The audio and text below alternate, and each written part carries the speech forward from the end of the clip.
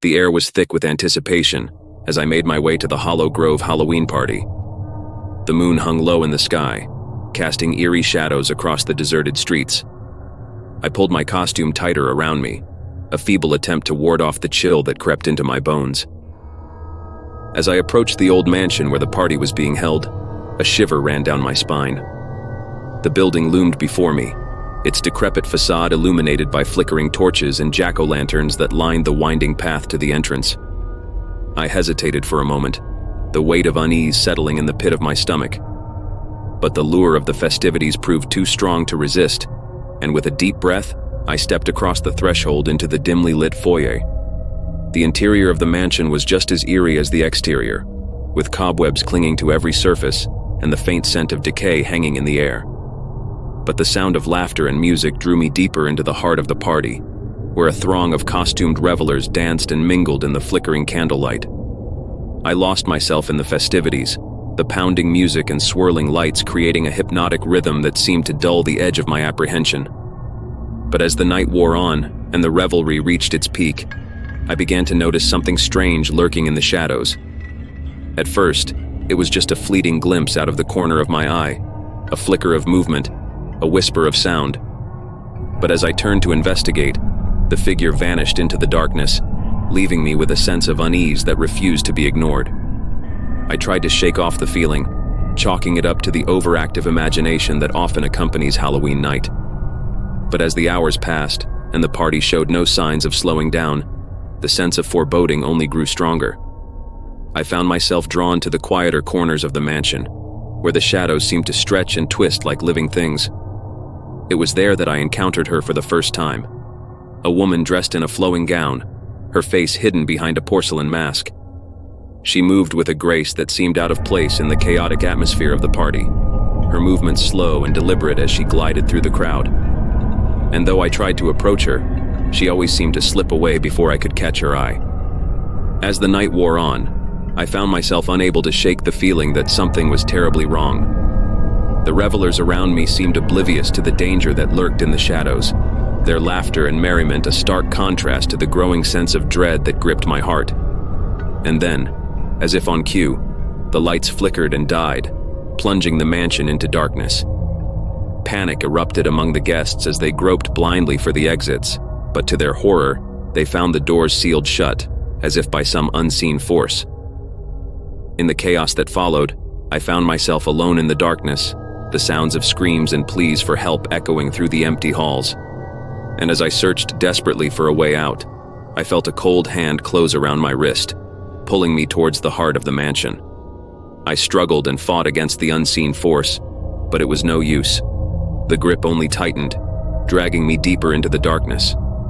And as I was dragged into the depths of the mansion, I realized with a sickening sense of horror that I was not alone.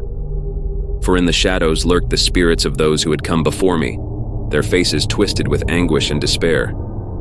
They reached out to me with spectral hands, their eyes pleading for release from the torment that bound them to this cursed place. And as I stumbled through the darkness, their whispers filled my mind, their voices a haunting chorus of anguish and despair. I tried to block them out, to focus on finding a way out of this nightmare, but their cries grew louder with each passing moment, driving me ever closer to the brink of madness. And then, just when I thought I could bear no more, I saw her, the woman in the porcelain mask, her eyes alight with a strange, otherworldly glow. She reached out to me, her hand extended in silent invitation, and without hesitation, I reached out and took it. In that moment, the darkness lifted, and I found myself standing in the moonlit courtyard of the mansion, the sounds of the party fading into the distance behind me. I turned to thank the woman, but she was gone, vanished into the night like a wisp of smoke on the wind.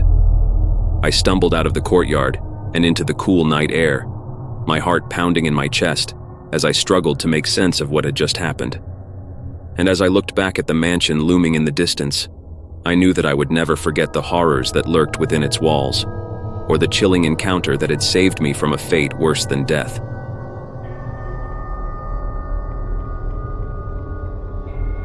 Every year, on the eve of Halloween, the small town of Willow Creek held its infamous Harvest Festival. It was a tradition that had been passed down for generations, a night of revelry and merriment under the autumn moon.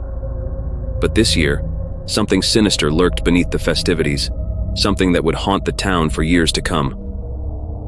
As dusk settled over Willow Creek, the townsfolk gathered in the town square, their faces painted with eerie smiles and their eyes gleaming with anticipation. The scent of roasted pumpkins and burning wood filled the air, mingling with the sound of laughter and music. But amidst the jovial atmosphere, there was an underlying tension, a sense of unease that whispered through the crowd like a chill wind. At the stroke of midnight, the mayor stepped forward, his voice booming over the assembled throng. He spoke of ancient traditions and forgotten rituals, of sacrifices made to appease the spirits that roamed the night. The townsfolk listened in rapt silence, their hearts pounding with fear and excitement. And then, without warning, the sky darkened, and a hush fell over the crowd. From the shadows emerged a figure cloaked in black, his face hidden beneath a hooded robe.